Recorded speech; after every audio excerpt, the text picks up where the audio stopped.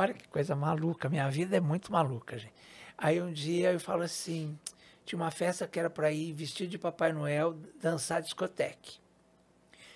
Aí eu falei, gente, mas eu tenho outra festa no mesmo horário, no mesmo dia. Era um sábado à tarde. Aí eu liguei para a Tirani, lembrei, Tirani, me salva. A senhora não tem um ator que possa ir no meu lugar, tal, que tenha mais ou menos o meu corpo? Ah, tem um rapazinho ótimo. Ele chama Augusto Liberato. Ah, não. Aí eu vou meu. mandar ele para você, e aí você vê se você gosta. Não, não, tia, pode mandar ele. Não quis nem ver. Não, a senhora garante que ele é bacana. Não, um menino muito bom, muito responsável, não sei o quê, tal, tal, tal. Falei, ótimo. Aí ele foi, fez a festa, eu fui com a Kombi, meu pai dirigindo a Kombi, e paramos na festa onde ele estava.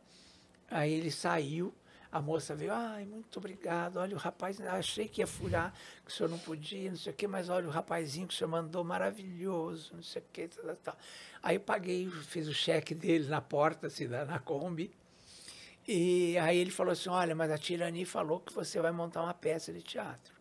Eu quero saber se você me chama para fazer um personagem na sua peça. Não acredito. Aí eu estava montando Romão e Julinha, que é a história de Romeu e Julieta com gatinhos para as crianças, que é do irmão do Oscar Von Fu, que é irmão do cunhado do Paulo Otran.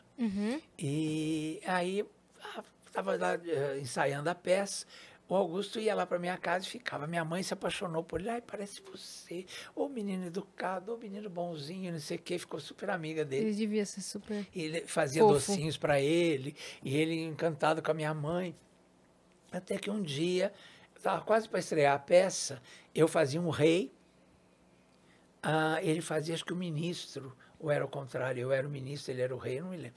E que era assim, um ministro do mal e tal, né? E aí estava tudo pronto para estrear, eu estava super feliz, que ele estava fazendo super bem, a gente tinha um entrosamento legal em cena e tal. Aí um dia me liga, eu toco o telefone em casa, era a dona Maria, a mãe dele, Maria do Céu. Ô, senhor Lobo, desculpe, mas meu filho não vai poder mais fazer o seu teatro, porque ele está trabalhando numa empresa que quer 24 horas de dedicação dele. Ele não falou que empresa, nada. Isso ele tinha 16 anos, eu estava nessa época com 20 ou 21. A gente tem 5 anos de diferença. Aí eu falei, mas que pena, dona Maria do Céu, a peça já estava para estrear. Pois é, mas ele não pode de jeito nenhum. Tem que se dedicar muito lá na empresa dele. Tá bom, desculpa. Olha, agradeça a sua mãezinha, que ele adora a sua mãe, que faz docinhos para ele, não sei o quê, tá bom. Aí, 5 anos depois nem isso, acho que 3 anos depois, eu estou trabalhando numa boate gay, que eu era assessor de imprensa, e eu era assessor de imprensa e relações públicas. Chamava HS, Homo Sapiens. E que era no prédio que eu morava, que meus pais moravam, ele embaixo. Um dia, eu estou descendo do elevador, um cara para e fala assim, você não é jornalista? Sou. Você não trabalha no Jornal da Tarde? Trabalho. Você é gay? Eu digo, sou. Ele falou assim, você não quer trabalhar? Nós vamos abrir uma boate gay. E você não quer trabalhar aqui com a gente? Eu falei, mas eu trabalho no jornal. Vamos te registrar em carteira. Quanto você ganha lá? Eu falei, ele falou assim, vamos pagar o mesmo salário para você, mas é à noite, não tem nada a ver com o seu trabalho. Olha que coisa maluca. Aí, tá bom. Assinei o contrato com eles. Fui eu e 2 travestis que trabalhavam na época. Foram os 3 primeiros contratados da casa. Caramba! Essa boate virou um fenômeno em São Paulo. Ela lotava, ela cabia, sei lá, 700 pessoas, tinham 2.000 pessoas por noite. Abarrotava. Parava a rua Marquês de Tu, parecia... Hoje ela chama bailão. Mas no auge dela era badaladérrima, eles traziam coisas de Nova York, aquelas coisas. E eu era o Relações Públicas, levei todo mundo, levei Regina Duarte, Zezé Mota, Clodovil, Rubens de Falco, todo mundo foi lá, até quase a Elis. Porque a Elis era muito minha amiga. E aí a Elis falou que queria ir lá um dia. E falou, eu sei que as bichas me amam, me levam, não sei o que e tal. Aí eu falei, marcado, então vamos essa semana. Você acabou a temporada Saudades do Brasil, você está livre. Tá. Aí a Elis chega e aí eu fui buscar lá na casa dela. A sorte que fui com esse dono da boate, mais um outro, que como eu não dirijo, eles foram de carro me pegar no Estadão. lá no Jornal da Tarde, e a gente foi lá para a Serra da Cantareira buscá-la na casa dela. Quando chega lá, a Elis começa a gritar assim, quando ela me viu. Quem falou para essa bicha que eu estava em casa? Eu não vou, nem morta, nem morta. E não sei o quê. E o César Camargo Mariano ia passando embaixo, tratando dos cachorros. A casa dela ficava numas palafitas, onde mora, acho que o Renato Teixeira hoje. Uhum. E ele estava embaixo tratando dos cachorros. Aí ele fez assim, o que é? Subiu assim, passou. E o João Marcelo, que tinha dormido no meu colo, no dia que ela me pediu, estava no colo dela e no meu, assim. Até por isso que eu acho maluco ela ter morrido 1 ano e meio depois disso, dizendo que era drogas, porque puseram uma cervejinha assim na mesa para ela. Ela falou, não, pelo amor de Deus, se eu tomar isso aqui eu fico mal, e não sei o que tal. Aí 1 ano e meio depois a mulher morre dizendo que era por causa de drogas com uísque, não sei o que, né? Eu não entendi nada, porque eu tinha me afastado dela por causa desse acontecimento. Eu fiquei muito chateada, aí eu desci. Eu falei, ela vai falar na minha cara, se ela é pisciana, eu também sou. Ela vai falar na minha cara que ela não vai. E desci com raiva, assim, entendeu? A hora que eu cheguei, o João Marcelo vem abrir a porta. Aí fala assim, ô Lobo, minha mãe não tá. Ai, Eu olhei para a tadinho. carinha dele e falei assim, outro dia eu contei isso para ele no ar, eles começamos a chorar os dois. Aí eu falei para ele, né, eu falei, ela não tá? Ele falou, não, então, ela não tá. Aí eu falei, eu não vou chamar a mãe dele de mentirosa na frente dele, né? É. E nisso, já ia desistindo, nisso vem o César, fala, o que que é? Ô, Lobo, puxa, ele sacou no trajeto o que estava acontecendo. Aí ele veio e falou, pô, Lobo, a Elis teve que ir para o Rio e não sei o que. Eu fiz, César, saí chorando. Aí entrei no carro, a sorte que os donos da boate ouviram tudo. Aí eles falaram assim, um deles, esse que me contratou primeiro, falou, ele era fã da Maria Bethânia. Aí ele falou, bem feito, quem manda ser fã dessa louca, em vez de ser fã da Maria Bethânia, não sei o quê. E eu vim chorando, de lá da Cantareira até a minha casa. E o Oswaldo, que era o outro sócio dele, porque éramos apaixonados pela Elise. Eu, além de amigo dela, eu era apaixonado E ela por que ela. pediu pra ir. E ela pediu, entendeu? E eu jamais, né? Mas eu achava até que seria um atrevimento convidá-la para ir e tal. E ela pediu que queria ir. Estava Gonzaguinha na mesa o dia que ela pediu, a gente estava num jantar, Nossa. e o irmão dela, tava, Que, todo mundo. que jantar esse. Foi né? maravilhoso. Você que Ah, sabe. tava com o Gonzaguinha do meu lado. Eles Regina do outro. Sabe onde é o Você que sabe hoje? Aham. Então era ali, chamava Pepperoni. Era um restaurante de um amigo meu, e ele ofereceu o jantar pra gente e tal, e a gente foi lá. Eu fui assistir o show e depois fui para lá. E como você a conheceu? Fui entrevistando. Eu fui entrevistá-la na época do Falso Brilhante. E aí ela, já no camarim, já ficou minha amiga. Amei você, não sei o quê. Já ficamos. Ela botava cadeira para assistir. Eu assisti não sei quantas vezes o Falso Brilhante. Ela põe uma cadeirinha branca assim na coxinha para ficar assistindo. E ficamos muito, muito amigos, assim, de ficar no camarim com ela, contando fofoca, brincando e tal. Então a gente era muito, muito amigo. Por isso que eu fiquei muito decepcionado. Aí me afastei dela e foi o que aconteceu 1 ano e meio depois. Eu acabei não indo ver o último show dela, aquele Trem Azul, né, que chama. Eu fui no Canecão, lembra? Naquele Canecão que tinha em São Paulo. Aí eu não fui assistir porque eu estava magoado e tal.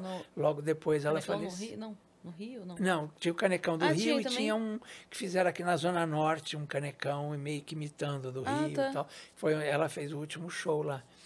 E, enfim, aí eu cheguei na boate, porque ela não foi, cheguei eu com os donos e tal, e chorando e tal, e eu morava em cima. Aí eles falaram assim para mim, eu falei, desculpa, Oswaldo, Vanderlei, não quero mais trabalhar nisso. Esse negócio de trazer artista, não, eu vou infartar com 24 anos, não vale a pena e tal. Aí eles falaram assim, olha, tem um garoto que a gente conhece que diz que é muito seu amigo e que ele não queria o seu lugar, mas ele falou que se um dia você não quisesse mais fazer, eu podia chamar. Eu falei, quem é? É Augusto Liberato. Eu falei, meu amigo, pode chamar ele. Então, aí nos reencontramos, olha que maluquice. Aí ele falou... Isso ele já estava mais velho. Aí ele me contou onde ele estava trabalhando, e aí até um desses dias, porque aí eu fiquei junto com ele, eu fazia as perguntas na ficha e tal, E ele trazia os artistas. Só que aí ele começou a trazer, assim, o Ed Carlos, a Sônia Lima, a Flor, sabe? As pessoas Sim. que eram lá do SBT, não era o público da casa. Aí o público da casa era mais sofisticado e tal, então ele não ficou muito tempo lá. Mas eu ajudava ele, entendeu? E aí um dia ele estava comemorando lá olha que, o primeiro salário dele como apresentador. E aí ele me contou a história. Eu comecei como boy, depois virei produtor no SBT, nesse tempo aí que a gente não se viu Ele e precisava tal. ficar dedicado. É. Aí Ele foi falou, fazer carreira lá e dentro. agora eu recebi meu primeiro salário como apresentador como chamava? Sessão premiada. Que eles sorteavam as bolinhas assim sim. durante o filme. E aí o primeiro salário, ele falou, vou comemorar hoje a noite inteira, não sei o quê, com o salário que eu ganhei como apresentador e tal. Bom, daí para frente veio Viva a Noite, aí eu vivia lá no Viva a Noite com ele, enfim, fomos amigos a vida inteira, né? Por isso que eu tomei um processo agora, recentemente, da Miriam, né? Porque eu disse assim, mas eles não eram casados, ela não era esposa dele, eles tinham um acordo para ter os filhos. E aí ela ficou brava, porque, né? E aí os movimentos todos aí, porque hoje em dia, assim, qualquer coisa, né, sobre mulher, vira uma coisa, todo mundo se junta e tal. E muita gente, inclusive, ficou eu falei, não, mas gente, mas não é. Uma coisa é uma coisa, outra coisa é outra coisa. Né? Eles não eram casados. Tudo bem, eles tiveram filhos, eles tinham um acordo. Né? E eu sabia, né? Então, acompanhei, inclusive, quando o João Augusto nasceu, eu tenho até as camisolas. Ele deu umas camisolas de presente na maternidade, e eu e a Astrid, na época a gente fazia o Melhor da Tarde juntos lá na Band, e eu e a Astrid fomos visitá-la, porque a Rosmília estudou com a Astrid no cursinho. E aí a gente se reencontrou. Que conexões malucas, né? As conexões doidas. E aí fui eu e a Astrid lá visitar o João Augusto quando nasceu. Aí ele estava todo emocionado, que era o primeiro filho e tal. Ficou chorando, assim, a gente saiu, até deixamos ele lá. E eu tenho as duas camisolas, porque a Astrid acabou deixando comigo a dela. Eu tenho até hoje guardadas as duas, assim, de recordação, né? Que era um desenhinho, assim, um menininho, né? Escrito João Augusto e tal. Então, tenho até hoje tenho lá. Que demais. Umas histórias. E você vê que as coisas vão se ligando, né? Sim. É impressionante. Você disse que ele tinha... Quanto tempo passou desde que você perdeu o contato com ele até você eu acho que reencontrar? uns 3, 4 anos, porque eu tinha 24 anos, eu lembro. Eu acho que quando a gente perdeu o contato, acho que eu tinha 21. Quando ele saiu da tua peça? Exato. Caramba, então em 3, 4 anos ele estava de boy, Passou a ser... Porque depois eu soube... Não, porque de boy, ele começou antes ainda. É que eu não sabia, eles nunca... Claro, a gente não tinha tanta intimidade no começo, ele não me contou nada disso. Ele ia na porta do programa do Silvio e levava uns papeizinhos com as ideias para o Silvio. E aí o Silvio achou aquilo maluco e adorou aquilo e falava assim, traz mais, traz mais. Então toda semana ele ia e levava ideias para o Silvio. Ideia de quadro? De quadros e tal. E aí o Silvio adorava aquilo, entendeu? E aí virou e falou assim, você não quer vir um dia? Ele falou assim, você não quer vir trabalhar na minha emissora? Aí você fica me dando as ideias aqui dentro. Aí botou ele de boy. E ele continuou dando as ideias, até que um dia, acho que quando ele foi fazer a peça comigo, ele já estava começando como produtor. Sim. Né? E aí ficou um tempo como produtor. E dizem lá no SBT, eu não acompanhei muito esse momento, mas dizem que ele se revelou o melhor produtor do SBT. Que ele era incrível, que ele era realmente criativo. E que aí o Silvio ficou muito encantado com ele e aí falou, vou te dar um programa. E aí deu... TV premiada para ele. Sensacional. A sessão premiada. É maluco, né?